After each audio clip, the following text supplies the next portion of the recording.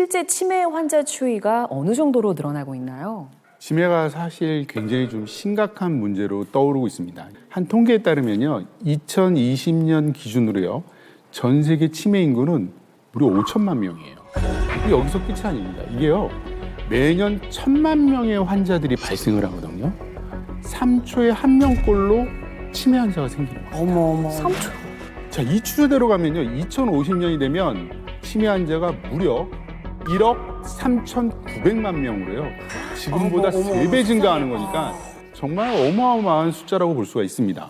아니 근데 이게 뭐 3초에 한 명씩 태어나는 것도 아니고 3초에 한 명씩 치매 환자가 발생한다는 게 조금 말이 심각하네요, 진짜.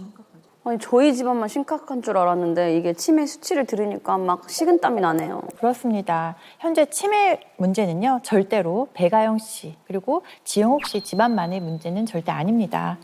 우리나라에서도요, 매우 빠른 속도로 이 치매 환자 수가 증가하고 있는데요. 2022년을 기준으로 보았을 때 65세 이상의 치매 환자 수는 약 93만 명으로 추정이 되고 있습니다. 그리고 치매로 인한 사망률도 역시 2021년에는요, 약 1만 명에서 1년 사이에 약 1만 4천 명으로 36.8%나 증가했다고 합니다. 네. 그런데 더 문제가 되는 거는요, 치매 환자가 앞으로도 더욱더 늘어날 것으로 전망이 되고 있기 때문에 아무래도 치매 관리를 위한 대책이 시급한 상황이죠. 아우 근데요 저 진짜 어떡해요? 저 몇 년 있으면 제가 65세가 되거든요. 근데 그렇게 선생님 말씀하시니까 또 걱정돼요.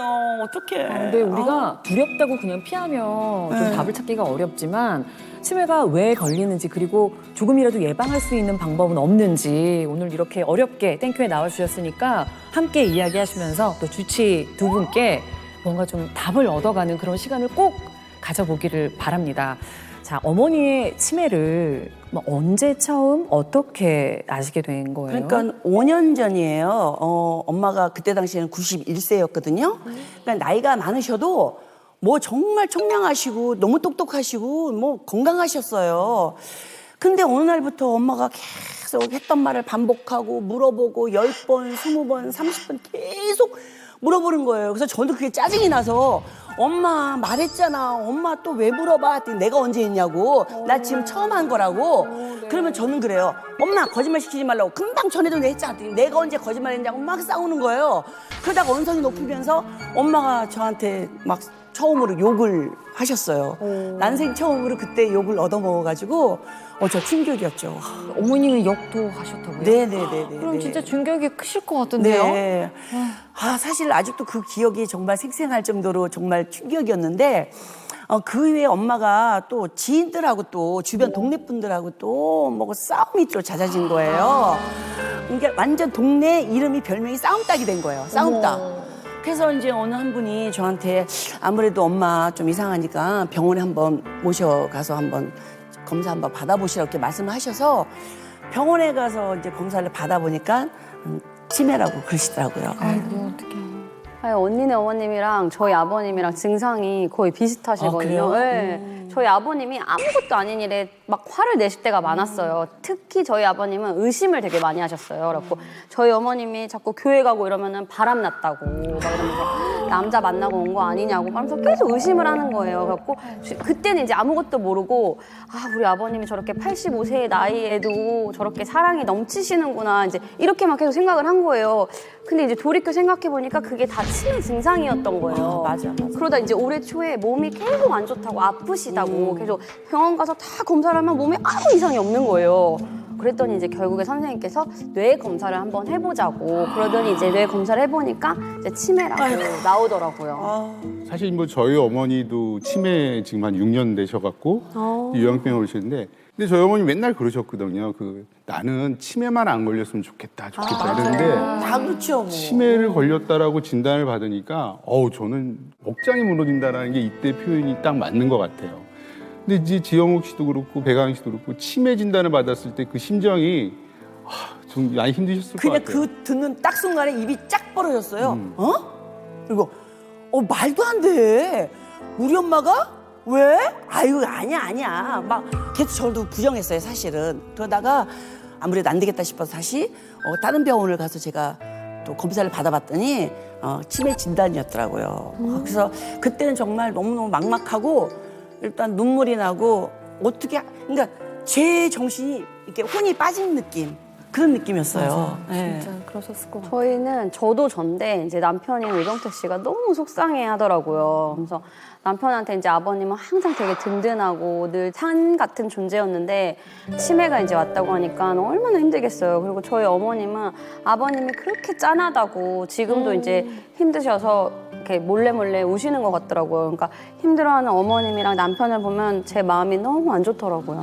아니 근데 이렇게 치매 환자분을 좀 모시는 게 사실 언제 갑자기 이렇게 기억을 잃으시거나 조금 돌발 행동을 하실지를 모른다는 그 예측 불가능성이 좀 있잖아요. 그래서 굉장히 힘드실 것 같은데 아, 네. 진짜 지금 머릿속에 하얘질 정도로 아찔했던 순간이 되게 많았거든요. 어느 날 이제 아버님이 집에 계신다고 했는데 안 계시는 거예요. 그래서 제가 당시에 이제 그 치매 환자가 막 밖에서 헤매다가 교통사고를 당했다 이런 기사를 막 봤었어서 아, 행여라도 무슨 일이 일어날까봐 이제 막 노심초사하면서 동네방네를 막 온 가족이 이제 뒤졌어요. 근데 진짜 천만다행으로 경찰분이 이제 먼저 아버님을 발견해서 집에 데려다 주셨거든요. 안전하게.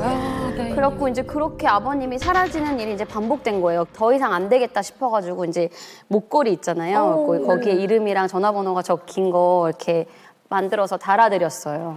아마 그 치매 환자를 둔 가족분들은요 다 그런 일을 다 겪으셨어요.